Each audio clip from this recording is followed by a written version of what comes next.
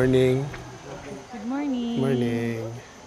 It's our second day in Bali, and today we booked a tour in Kluk for Central Bali, which is mostly Ubud. So, Bali is not a small island, it's a big island. And when you go to apps like Kluk or KKday, there are different tours for each of the areas of Bali, like South Bali, North Bali, East Bali, and West Bali, and Central Bali, which is the Ubud area. And because we have limited time here with my family, we decided to just book the Ubud tour. We started a tour here today at the Sacred Monkey Forest here in Ubud. And then for the rest of the day, for today, we will be going to Tirta Empul, where they do the purification bath. We would also be going to Rice Terraces. I'm not sure if it's Tagalalang, but I think it is. And then a few other minor fillers in the tour. So for convenience, we decided to go on a Kluk tour because there's 8 of us and a baby. Don't touch the monkey. Eye contact.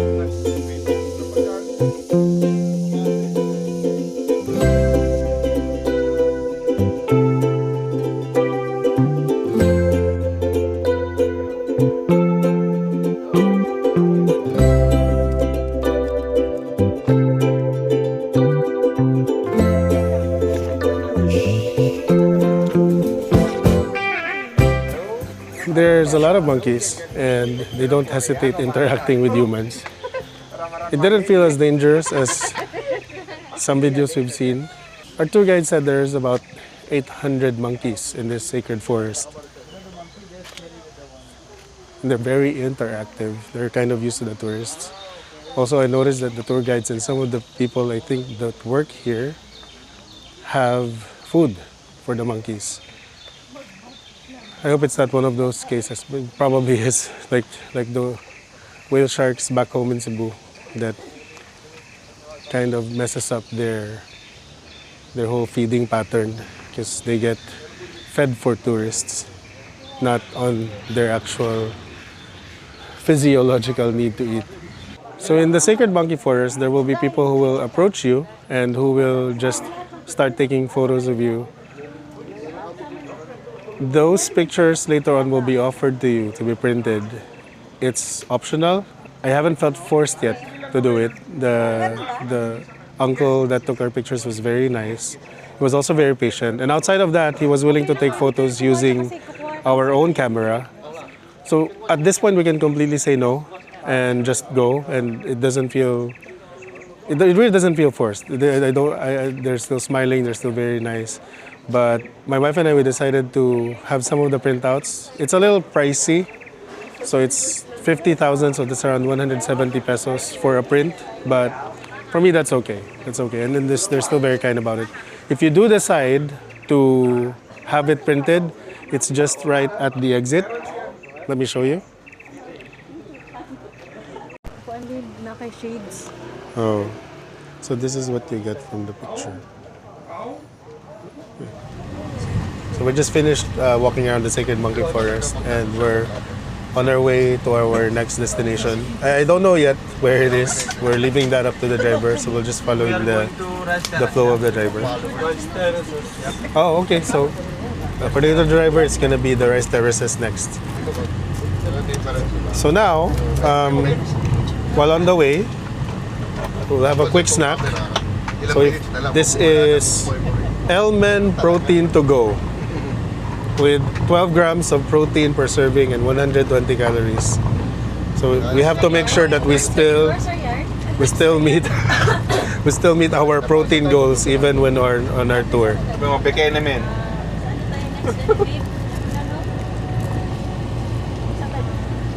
Rice Terraces daw.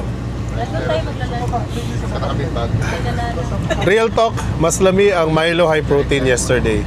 This one is pero mas high calorie ang Milo if that matters to you.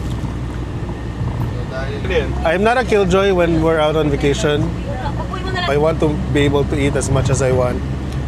but I want to still put a bit of discipline in it and make sure that I meet my protein goals. So for that, we always go to convenience stores and try to find high protein drinks. And thankfully here, there's Elmen.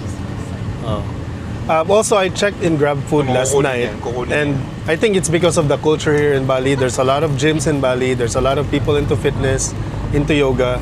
So when I was looking at Grab Food last night, I saw a lot of high protein options. Like there were literally restaurants with the name protein in it. Like I'll put some screenshots na lang. I can't remember the name, but there are restaurants that are really focused on protein, and like you can order how many grams of chicken breast, how many grams of steak, what sides to put with it. You can customize it. You can practically meal prep in Grab, and it's calorie counted with macros.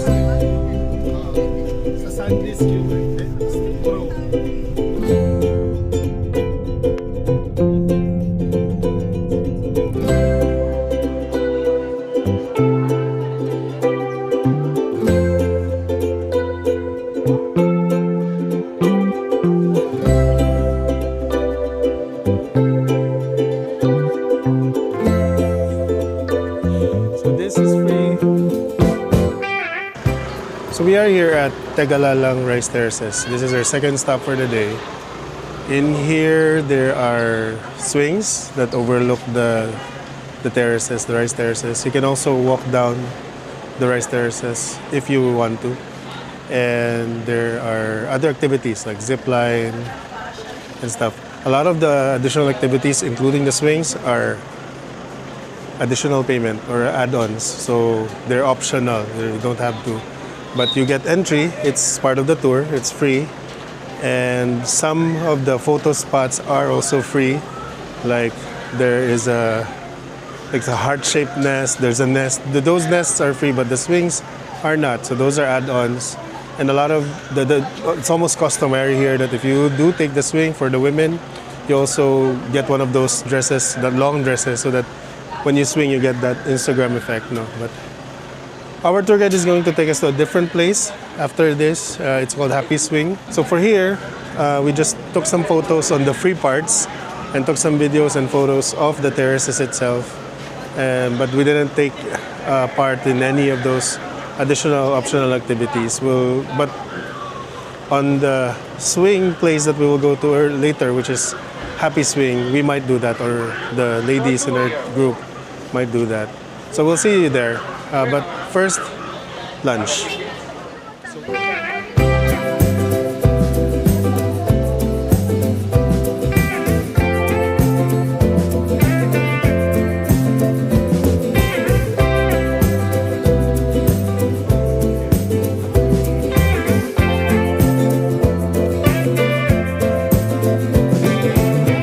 we are at Happy Swing in Ubud, Bali. This is our third stop for the day. On the way, our driver told us that it's better if we stop over here because it was in between the Tegalalang Rice Terraces and our lunch. So we went here instead because if we went to our lunch, it would be coming back and forth. Sa ato pa, kung magbinisaya ako, magawas-gabas mi kung want to first mi sa lunch before here. So anyway, because this is just a photo op, we decided to come here instead. Before lunch, it's already past noon time, but that's okay. We can handle that. Heart. Look at each other. Look at each other, dog. Go anasan ka? Kiss daw, kiss. You learn Tagalog na ha? Little bit. Only a little bit? Bagus, Yes, bagus. Bago, you learn Indo. Yeah. Kamu Cantik. cantik. Just cantik, just. Wow! Pwede makayatakat. Okay, sandal ulang at kuya. Pagani. Kan, okay. Tingin sa ake. Buksan ang mga kamay. Just, I know.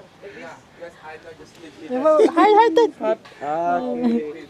That's good Tagalog. Baba na. Selamat. Selamat po. Terima kasih. Bye. Medyo nalingaw ko sa mga staff because they know how to speak Tagalog. You know how to speak Tagalog. So now we're just watching here at the singles area. Oh, lahira. Ha? Tiis ganda, uy. For the Instagram man na. Wait, my back hurts.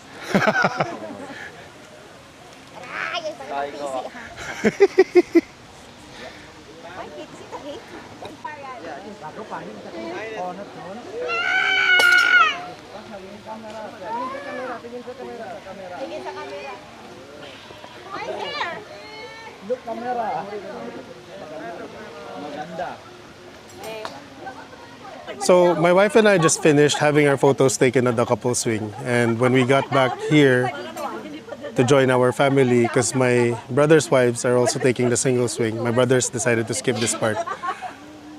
My wife was also interested in adding the swing, so I'd like to share with you a bit about the rates here in Happy Swing.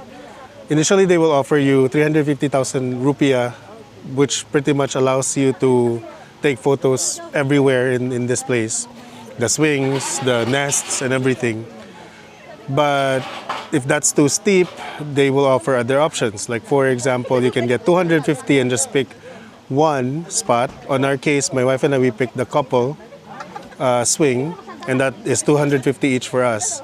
Or if, like for my brothers or my dad who decided to not take any part of this and just enter the place, enter Happy Swing, it's 50,000 rupiah. So yeah. But on our case, my wife's case, because initially she paid 250 to just have the couple swing, but because she decided last minute that she wants to add the single swing, it was an additional 100,000. So it's more or less you upgrade to the full package. You can do that. So if I were to give advice here, if you're not sure what to do, maybe you can start with the 50,000 or just the 250,000. Or just the 50,000 and then just decide to upgrade as you go.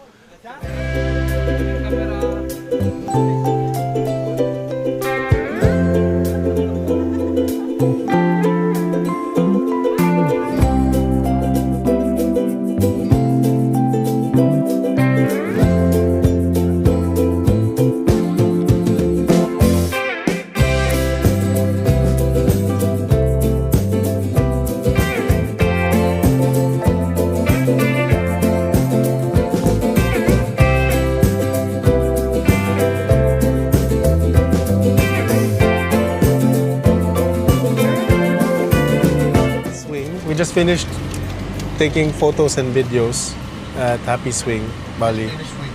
Pagkawak saglit. Abot mo sa akin mamaya. And we're now heading to our lunch.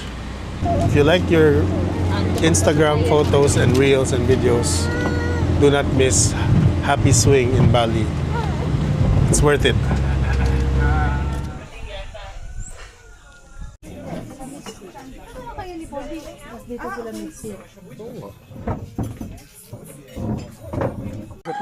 It's about 2:30 p.m. and we're already having our lunch. This is included in the package. So, and it's not a buffet. I have seen other tours with buffet, but this one is plated. You pick from a menu. So we ordered just a few things. I ordered nasi goreng, and then my wife ordered ayam betutu, chicken.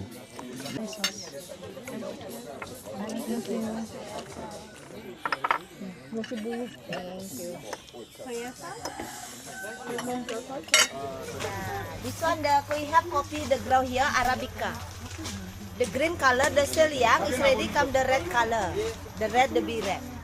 Now we have coffee from the tree, already washed, already dry. The name Arabica coffee. So the luwak, the choose the best coffee bean from here, fermented, and same come the brew. Like this. Yes. This one ta'i luwak, yeah. Yeah, the most expensive coffee in the world. Yeah. The roasting coffee around the 30 minutes. 30 minutes. 30 minutes come like this. Yeah, good job. You can grab it. You just stay here. Yes, ma'am. This one the luwak coffee. Thai luwak. Yeah. Want smell again? Ay, ang bango. Ang sarap. Sarap. No?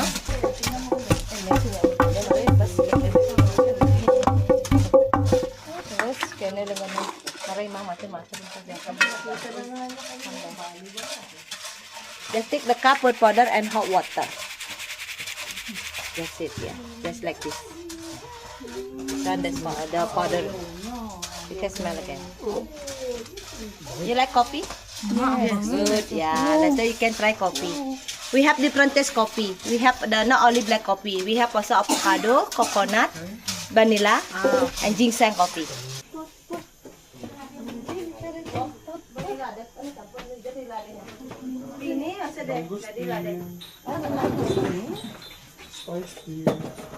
Yeah, and we have coffee. Parehas. Talagang lakat sa ano. Pabase sa baso. Para maalala niya, nasa baso. So after lunch, the next part of our tour is coffee tasting. Coffee and tea tasting, actually.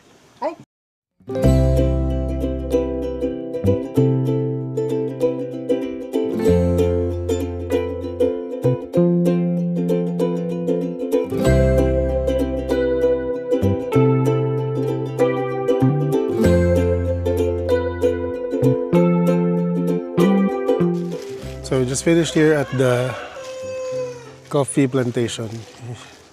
If you like having coffee after a meal, then this sequence is good because after having our lunch, we immediately went here. It's just a few minutes away. And then afterwards, we were given some time to walk around. And the guide showed us the coffee beans, how it's grown. We don't get to see actual civet cats because those animals apparently are nocturnal, so you don't see them at daytime. They eat the coffee beans from the trees and then they poop it out around the trees, and they gather that and roast them and dry them and do everything afterwards. And after that, you get to taste all of these kinds of coffees and then shopping. Next stop. Next stop will be Tirta Empul.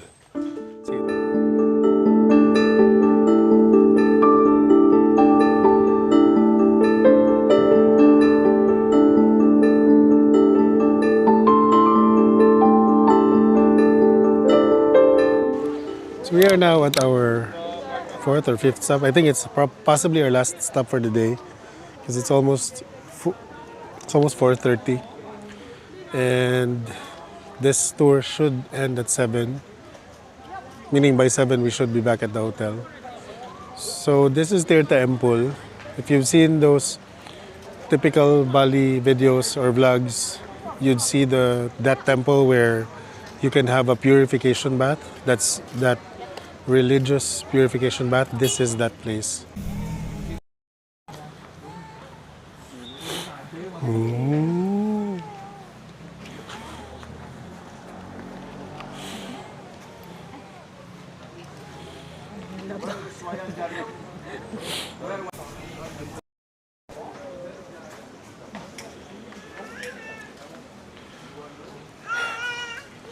Okay, so the sarong is required, even if you're wearing long pants.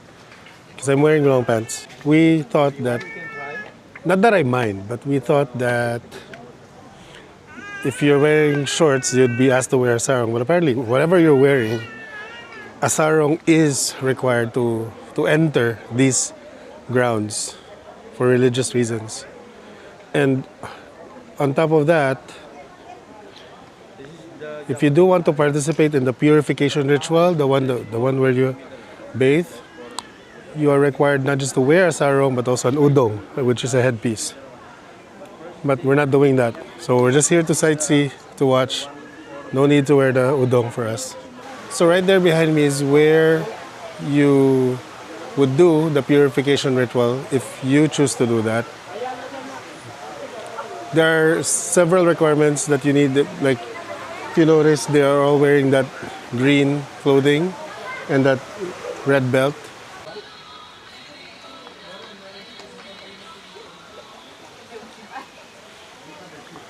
So in this part of the complex, the women are asked to tie their hair.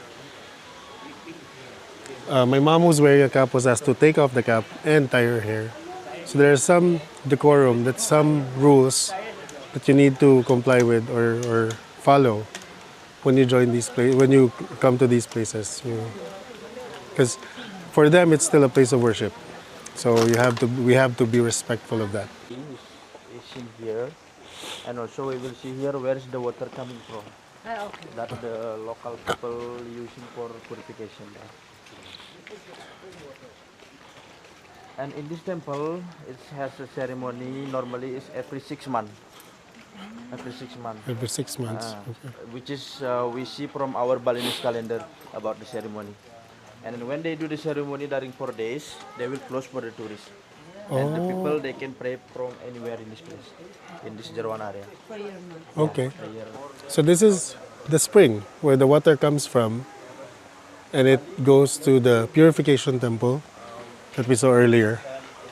So our tour guide is sharing with us that for Buddhists, so they start with the offering and then the purification ritual, and after the purification ritual they go to these grounds behind me and then they pray. So as I have already mentioned earlier, this is a religious complex, it's a place of worship, and it's functioning. So there's a lot of locals there in the prayer area actually praying at the moment, while there are a lot of tourists also participating.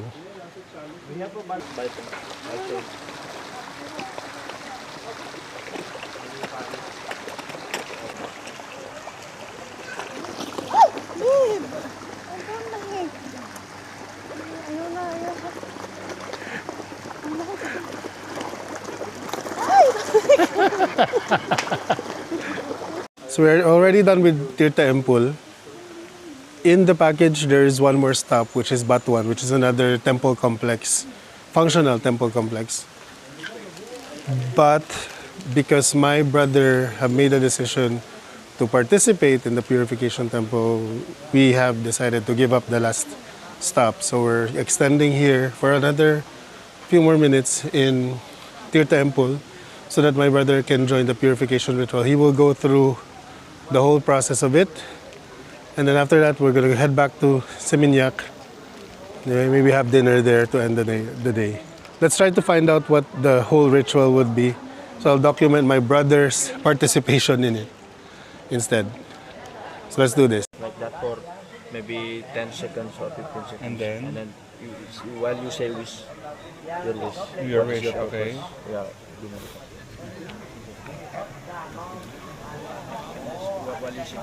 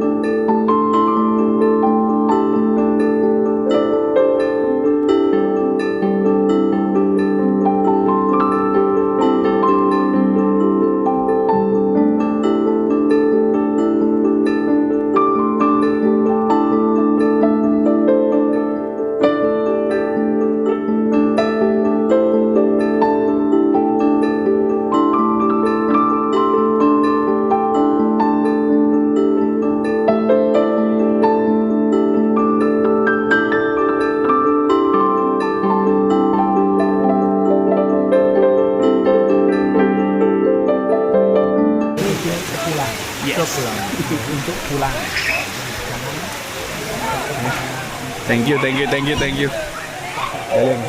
So we're not finished at Tirta Empul. We're no longer going to the Batuan temple anymore. We're heading back to our hotel. And that pretty much wraps up today's tour. If we did include the Batuan temple, or even without going to Batuan temple, I can tell na this is a tour that I would recommend, Arta. Arta, is there a... I would recommend this tour. It's very convenient to just have a van, have a driver. Our driver Arta is also very knowledgeable about the places. He also acted kind of like a tour guide already.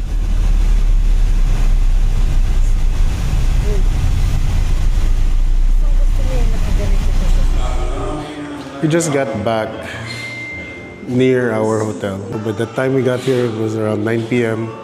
We were a bit hungry, so we decided to just try that there's a restaurant right outside the hotel, so we asked to be dropped there instead.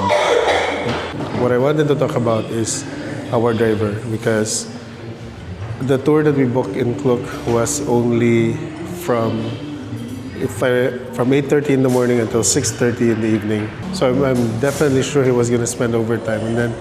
And I even asked him, is it okay if you do overtime for us? And he said yes, it's okay. So we got here at around 9. That's almost 3 hours of him going over overtime. And I did prepare money to pay him for his overtime. And when I asked how much, he wouldn't give me an amount. So I decided to give him money, and then he's refusing it. Like, he was literally refusing it. I tried to offer him a good amount, not because I'm generous, but because I really respected his time, and I really felt like he deserved to be paid a certain amount for his time that he spent more than almost 3 hours for outside of the Kluk reservation. But he really refused to accept it. So I said, it's for your overtime, and he said no. I said it's a gift from us, and he still refused. All he requested was for me to give him a good rating in Kluk, which I will, by the way. So if you are going to be watching this, Arta, I really appreciate you. We really appreciated your service. You will get that review definitely, and you know, for anyone who's booking the Kluk tour that I will be putting here, I don't know if there's a way for you to request your driver, but if you will have the chance to pick Arta, then, or get Arta, you're lucky. You'll be pleasantly amazed, and then you will be impressed by his good service. He took photos of us everywhere. He's practically our tour guide in some of the places. He told us the history of the places that we went to. Thank you so much, Arta, for your service, and for not even charging us a single cent for your overtime. The Balinese hospitality is just amazing. I come from a country known for its hospitality, but the hospitality here is impressive.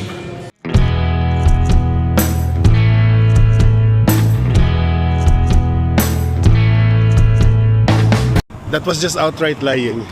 That shouldn't be. I really find that very unacceptable. I just wish that they would be more honest.